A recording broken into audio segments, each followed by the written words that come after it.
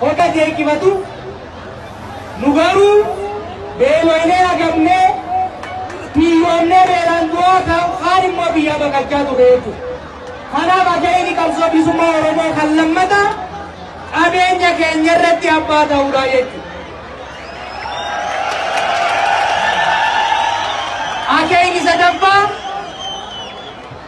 akeeni sadabba mootummaa biibilanne angawoota biibilanne eebbifne olbaafnen malee ka ormi takka ibii dhufee qawween nu bulchu akkasina naftanyaatitti fakkaa'u jallaa nu keessaa baasanii nurratti poostaadhaan gad ergan akkasa mana wayyaaneetitti buluu dittaadha jechuudha.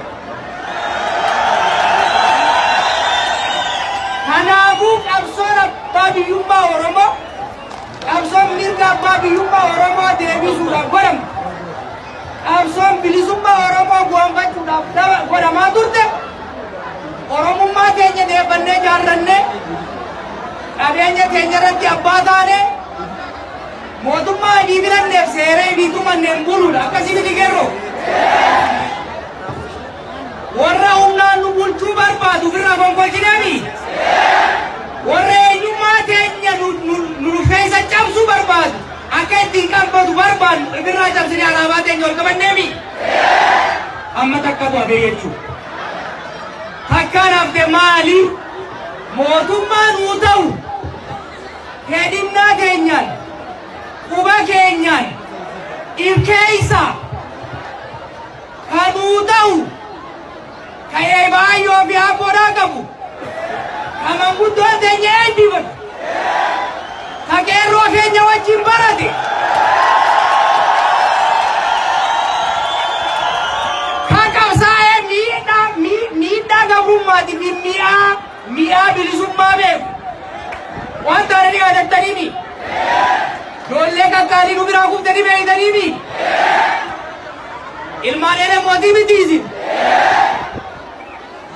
mootummaa nuuf ta'u bakka bu'oota nuuf ta'u ka alagaan isiniif taajaa osoo hin taane ka poostaa harka kaanii koobraan gad ergan osoo hin taane ka nu geessan bigile filachuu dhagamna jechuudha. Wallaansoo addaa waggoota 50 goone keessatti diiddaa xumura gabrummaa waggoota 5 dabre kana goone keessatti Roro laga birra dhaabsisuun danda'amee jira. Haa ta'u garuu qabeenya keenya irratti abbaa ta'uudha. Qabeenya rabbi nuu kenne irratti beekumsa barnootaan gabbifannee imaammata gaarii tolfannee hiyyummaa keessaa ba'uudha. Namoota nuuf ta'an imaammata nuuf ta'u mootummaa nuuf ta'u filachuu qabna akkasii miti. Kanaaf anilleen waggoota dabran keessatti isin wajjin qabsaa sagalee isii ta'a eegan ture booda marsaan qabsoo itti aanu kun hoggantoota ciccimoo tokkummaa uummataatitti amanan ka ormaa hin argamne uummata Oromoo qofaaf ergaman ka rabbiif uummata Oromoo malee gooftaa biraa hin qabne. Warra kaleessas abaariin osoo hin ta'in qabatama isinii qabsaa'ee nu hogganaa ture hogganoota kaabaawatti hoggaan dabalamu isin abdadheeti isaan abdadheeti jechuudha.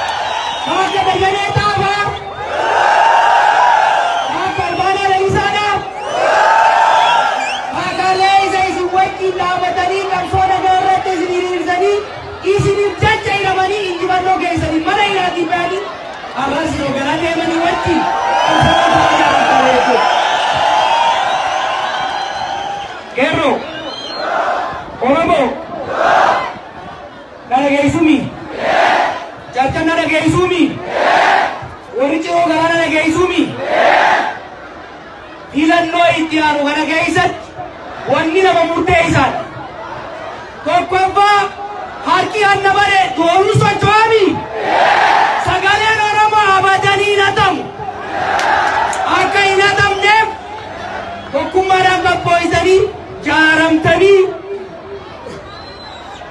eeguudha qabdan tokko lammaffaa sagaleen Oromoo fooniidhaati miti qircaatti hin jijjiramu akkasiimi kanaafuu hogganoonni qabsoo bilisummaa Oromootti amanan warri ummata biitii kabajaa qaban bifa sagaleen Oromoo hin hiramne bifa sagaleen Oromoo hiramee abbaan akka miidhamee hattuun ol hin baanen gamtaa tokko jalatti dorgomuudhaan qophii qabanii jechuudha. Isinoo maal godhuu qabdan? Isinoo maal godhuu qabdan? Chirichaaroo bituu dhaabuu qabdanii jechuudha. Chirichaaroo jumlaa malee chirichaaroo bituu dhaabuu qabdanii jechuudha.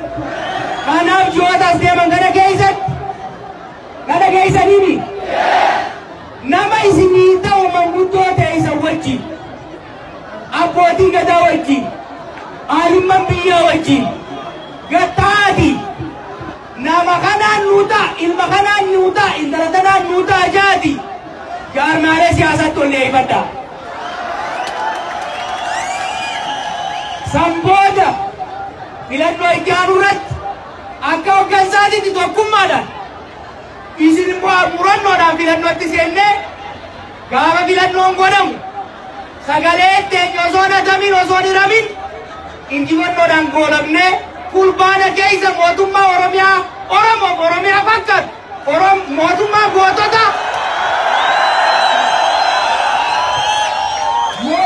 gootota tagantoota osoo hin ta'in mootummaa warra haqaa ka warra haqaa osoo hin ta'in mootummaa ummataaf ergamtu ka alagaaf ergamtu osoo hin ta'in gadhaafna jechuudha. Kuni adiidha jechuudha.